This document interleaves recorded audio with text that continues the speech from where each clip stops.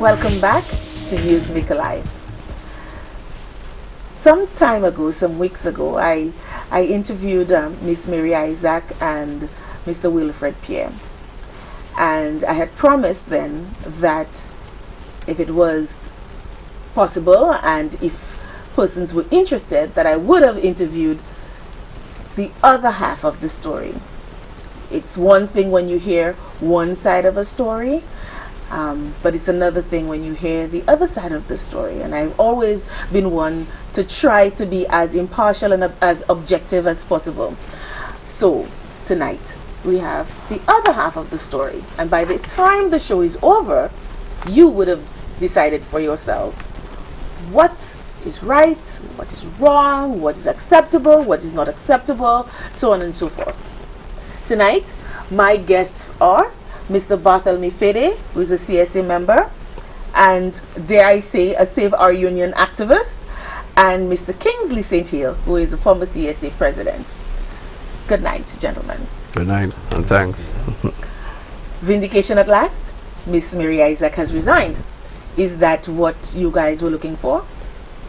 Well, the resignation of Miss Mary Isaac would have been one of our agenda items for sure. But with her resignation brings to full, the timing of her resignation brings to full another argument. Which is? Which is, she actually resigned after she was served with a petition of in excess of 500 members to carry out an extraordinary meeting for the removal of an entire executive. Okay? And her resignation really and truly deprives the members of that right to have this extraordinary meeting, which can only be called by the General Secretary, the position in which she was acting. So you're saying that her resignation, to your mind, is an act of blocking you guys from observing your fundamental rights? That is it. Exactly so. So it's not vindication because it's like anticlimax for you? More or less would be just so. What's your next move? Well, our next move would be to take this matter to maybe the courts and have a court order to have our petition be heard to deal with the current position in the organization as it stands. So you're still intending to move forward with getting the rest of the executive to resign? Because yes, of course, because the developments that are going on in the organization is really that of an organization which is at its near-death situation. First of all, the CSA forms part of an organization with many different organs. And in these organs, I mean, we have the annual general meeting, we have the biennial conference, which is first, followed by an annual general meeting. Then we have the general council, okay, followed by the executive council. You have the secretariat, which is the office staff, and then you have the committees, the youth committee, the women's committee. These are all committees within the organization that function in conjunction with each other so that they can have smooth operation of the organization, so that the members and the welfare of the members can be looked after. Okay? The executive on its own do not run the day-to-day affairs of the organization. The day-to-day affairs of the CSA is being run by the executive in conjunction with General Council. If the executive gets itself to a position where a decision has to be made, there is a provision within the Constitution whereby the executive can summon an emergency meeting of the General Council so that decisions can be taken. And these decisions are taken by simple majority vote of the members present at the time. And this is how the organization is run. So I must state that Senator Isaac had more than sufficient time to call the meeting, the extraordinary general meeting, in accordance with the Constitution of the CSA. she received the petition.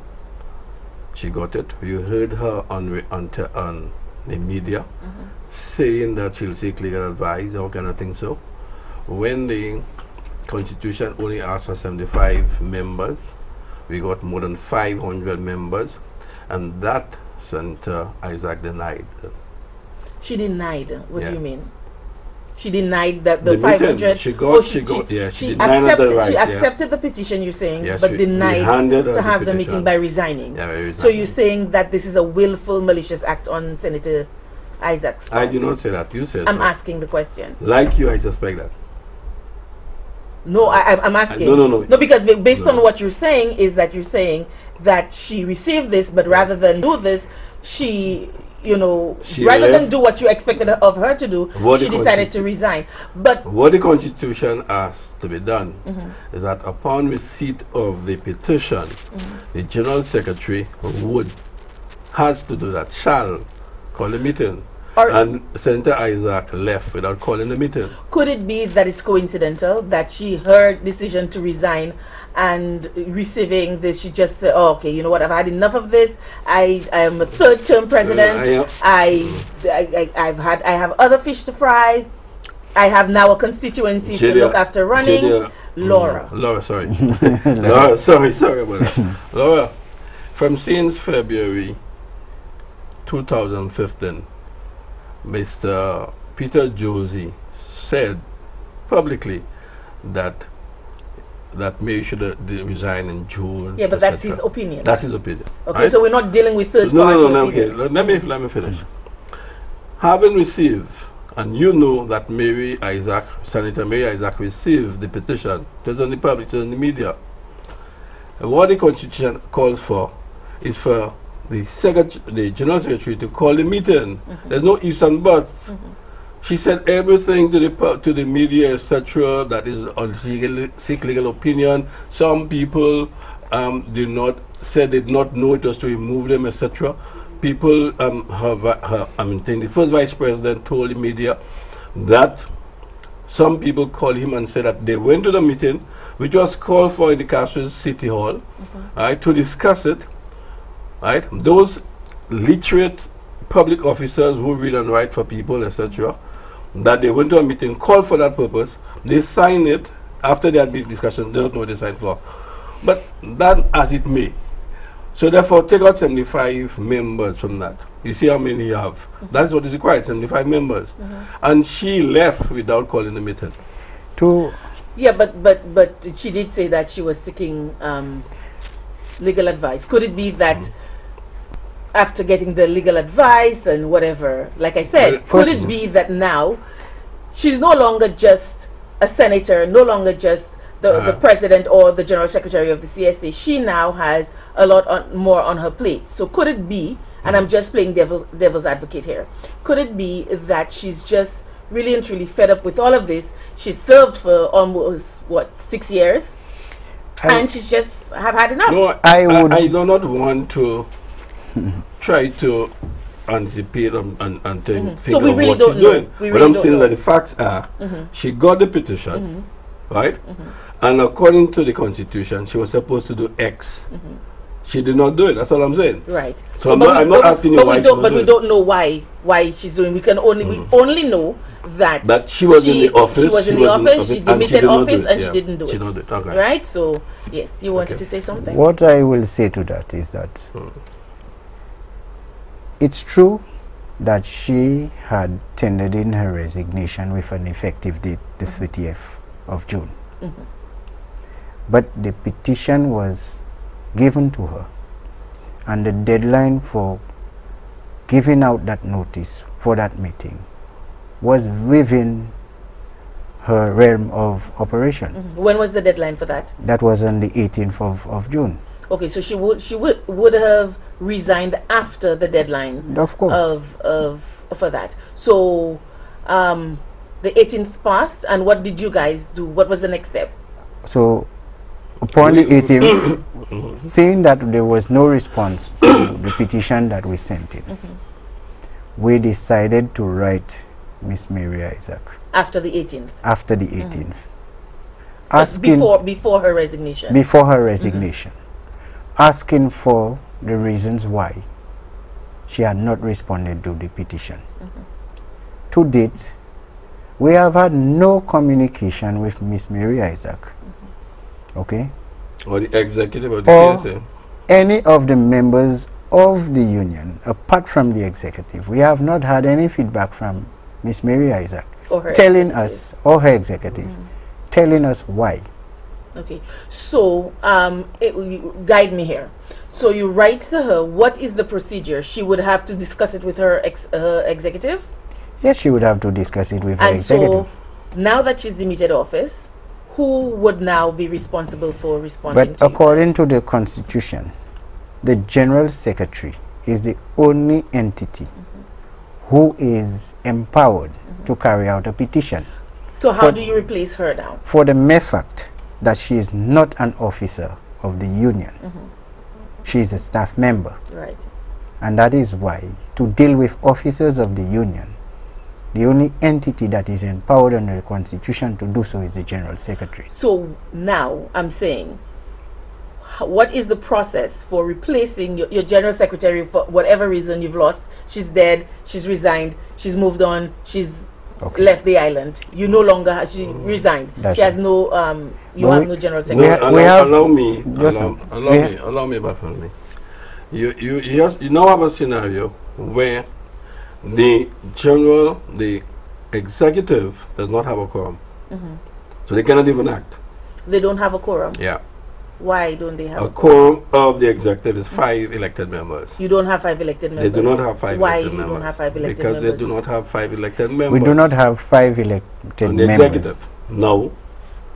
So no, therefore, well, hold on. Let's not just gloss over this. We do not have. You don't have a general secretary. You have an acting president. We do not have. We do not have 5. You have a vice president. First vice president. You don't have a second vice president. You have a second vice president. Don't you have a third vice president? You have a third vice president. You have a third vice president. Yeah, continue. Right, so that's 4. Yeah. Yeah. That's 3. You have a first vice president, second vice. Okay, because you don't have a general secretary, you don't have a president, right? Yeah. Trustees count? No. Trustees don't count. What other members are there in your executive? Okay, the executive is composed of or comprises of 7 members. You have the president. You have the first, second, and third vice. You have the treasurer. You don't have a treasurer? We have the treasurer, the assistant secretary treasurer, that and the person secretary. resigned. Okay. The assistant secretary resigned, right? The assistant secretary resigned. We have learned the secretary resigned as well. We have learned of the resignation of the treasurer. You have learnt of the resignation. But we're going to deal with things that we know in facts, in evidence. So we don't. The treasurer, as far as you're concerned, as far as I'm concerned, as far as you're concerned, resigned. Is still there. You no, don't he has resigned. He has resigned. Yes. Who has received the resignation? All correspondence so far have only been sent and circulated among the executive members. Have you seen that resignation letter? I have not seen. Has it been made public? No. Okay, so we don't know that the treasurer has resigned. As far as we are concerned, for these purposes here, the treasurer still stands because nothing has been said in the media. We haven't heard any press release or anything like that, right? So we're not going to do any supposition or through the grapevine. Okay, let me give you. Okay, so hold on, Mr. St. Hill. We'll get to you. So, who else? We have the secretary. We have the president, who was Mary Isaac. So in effect, you're saying the only Simonia Thibbles, who was the secretary, she resigned. When? She resigned in December of 2014. Okay, so that was the first resignation. And the recent one, the most recent is the assistant secretary. The assistant that's the 2 I can confirm for fact that I have seen and copies of the resignation.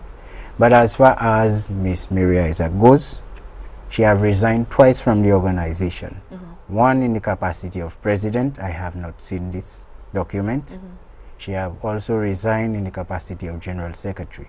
I have not seen any correspondence to this that effect. But she's put out a we have the resignation of the treasurer. We have not seen any correspondence to the fact. But however, they have been on the media stating that these positions are actually vacant. Oh, so they've said that the position of the treasurer is vacant. That's right. So that's different now. Because if they've put out a press release saying that they have not put out any press release, but they have been in the hold on, media. Mr. They have been in the We'll get to media. you. That we have an entire hour and a half to fend your questions. So they have been in the media indicating for fact that these positions are vacant. Now, when those positions go vacant, those positions... What is the procedure to fill them? The procedure to fill them is by a general council meeting where the executive will make recommendations to the general council as to whom they see who could run the position or who's fit for the post. However, it's only the decision of the general council, okay, for a simple majority vote that will make those positions active. So are you saying that you have no hope of a general council being convened because you don't have a general secretary to convene it? I'll say this one to you. The last general council that was formed, it was formed in October for a number of meetings arranged by Mr. Demark. In that, all shop stewards of the branches were invited to workshops. And at these workshops, among ourselves, we elected members to represent the zones. The union is now divided into 13 zones, of which every zone carries a chairperson, and the chairperson carries a treasurer, secretary, which forms a branch committee. And all of those members you said were elected? All of those members were elected. Elected, not selected or chosen? Not selected. Okay, because the last time that Miss Isaac was here, Mr. Pierre was here, they said that some persons were selected or chosen. So are you saying that categorically that's a lie? That's a lie. Okay. Those persons were elected by notices were sent out to every single shop steward who attended those workshops at the CSC. Okay? And those elections, those elections were overseen by whom? They were overseen by the person charged with that at the time, who was the general secretary, who was Mr. along David with Demark? Mr. Obertin.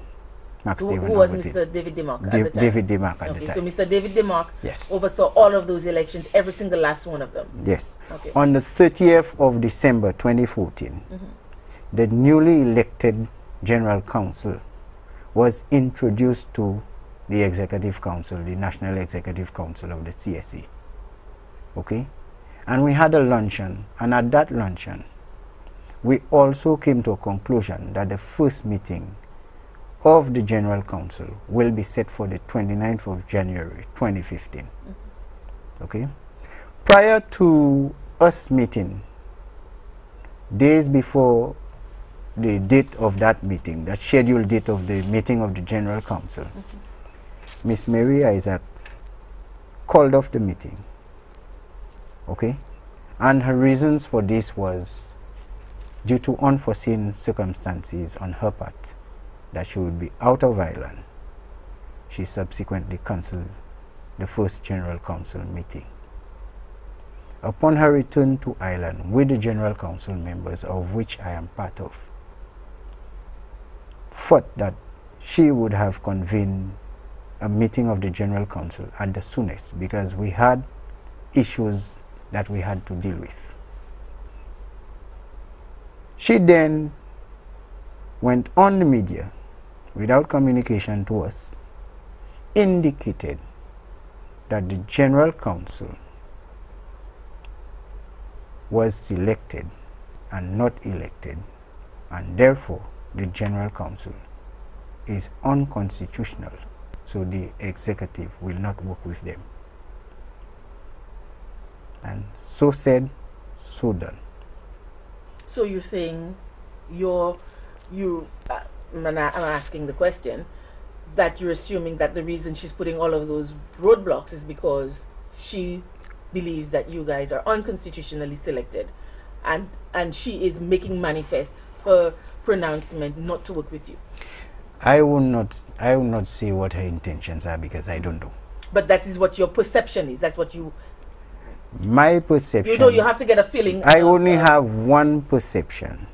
We have pertinent issues in the organization we have to deal with, and that is the appointment of persons to be on the national executive. Now let's pause the national executive, and I'll get back to you. I'll get to you shortly, Mr.